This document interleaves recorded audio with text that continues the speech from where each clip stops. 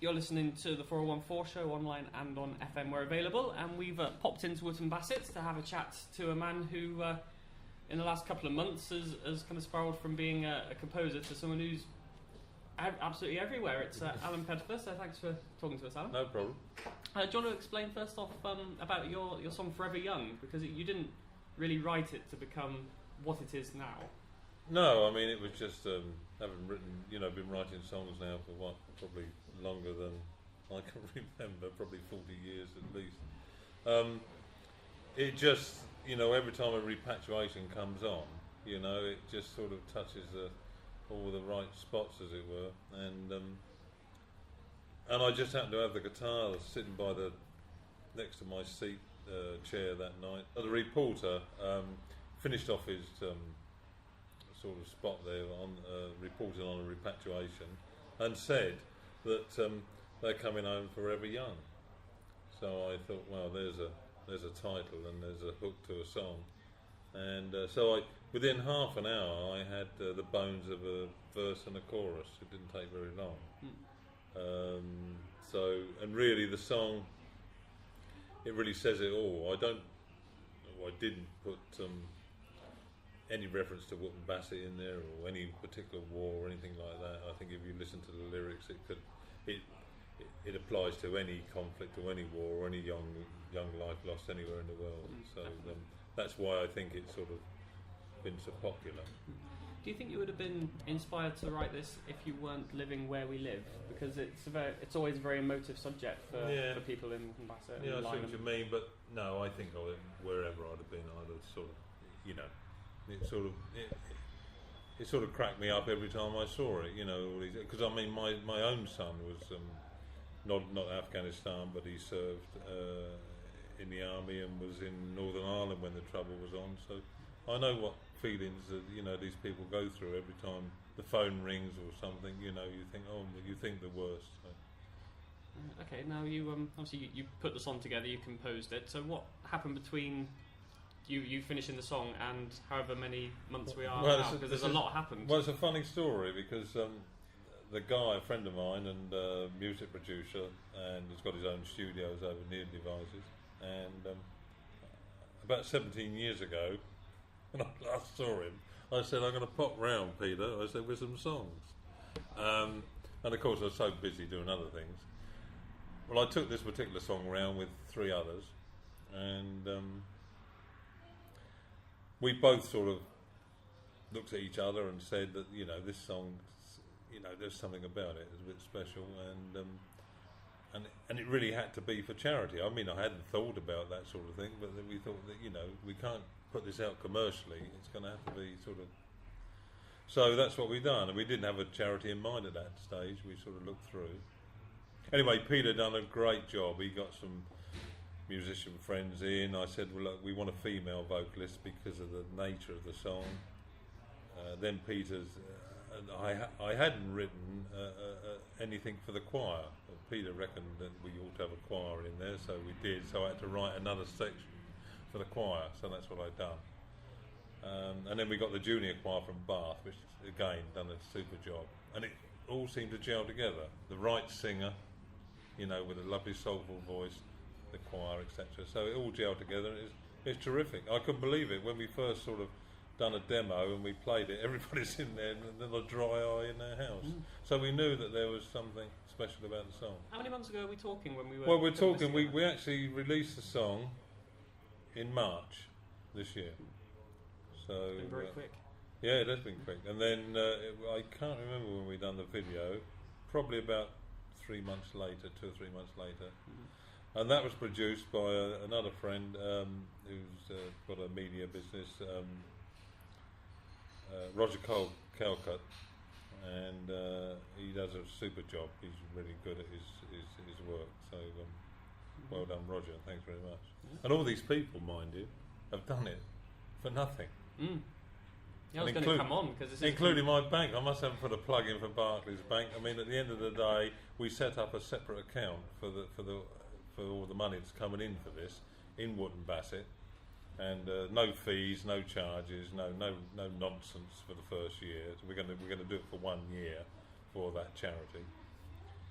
and the solicitors.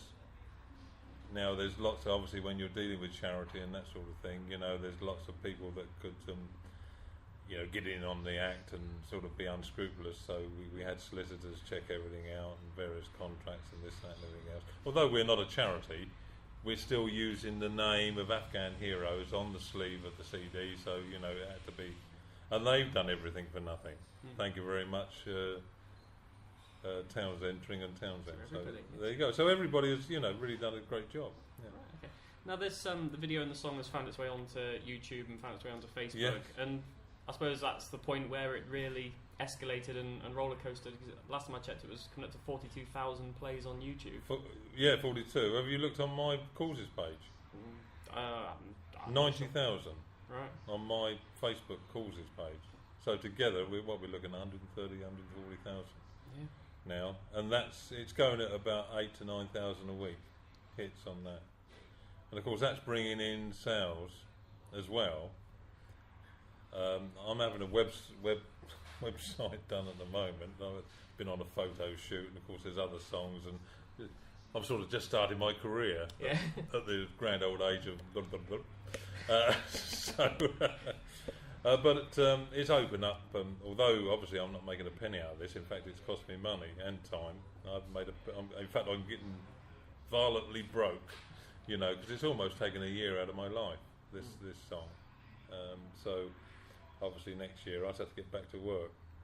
But I think the song will be on forever. I mean, it'll probably end up as a standard, because we're sending stuff to Australia, Canada, America, Turkey, Spain, Greece. I mean, it's fantastic, everywhere. Isn't it? Yeah. Unbelievable. And what's happened, even people from Poland, Russia, what's happened is that they've sort of, it's like a song of remembrance, a theme, an anthem of remembrance, for a young life lost, whatever conflict it may be. So I think that in time I'll consider re-releasing the song just as that, because obviously in Wootton Bassett, I think next year, I think it's about July time, I think that's it. I mean, let's hope repatriation stop before then, but if it's still going on, then that's when Lynham, I don't think Lynham closes, but obviously the repatriation to be done, or the poor souls will be coming into Bryce Norton. Sure. So that's the end of Wootton Bassett, as it were. It's repatriation. So I don't think it really, we can still put the song out in that sort of, that's going to have to be it. It's a limited edition, so if anybody wants a CD or DVD, they're going to have to get one before then. But as you said, the lyrics and the song itself, they're very generic, and they could be used for any situation in any town. And that's what we find. That's what people are saying to us all the time. Now, I noticed there was another Facebook group on there. I don't know whether you're a person involved with this, but to get you to Christmas #1. Yes, I know. What do you think the chances of that are? Well, it probably would do if Cliff Richards was doing it. See, the only difference between about this song, and I know, that if Simon Cowell had got hold of this song, it'd have been #1 the first week. He'd have manufactured it that way. But of course, I haven't got the funds. We haven't even got a distribution deal. In the first instance, I run around to about 30 different Sainsbury's stores. Good old Sainsbury's, a plug there. But at least they took us on, and we put the CDs in there. But I had to physically go round, take the CDs round, they sell them, then they give me a ring, then I go around and get the money, then count it all up, take it down the bank, So it's all been a sort of, small sort of operation. But believe you me, if we had a distribution deal and we got hold of the right people, this would sell millions, no question about it. Well, you wouldn't believe, and I get emails, and very sad really, because some of the people, like the mothers and wives that have lost people, have actually get in touch with me, and trying to read it, you can't get through them. It's unbelievable what this song is. I can't believe it. I can't. From the time of last October, I think it was, I sat down there, sort of picking out a few notes and doing a few motives on the guitar, and trying to get this song together. to now. It's unbelievable.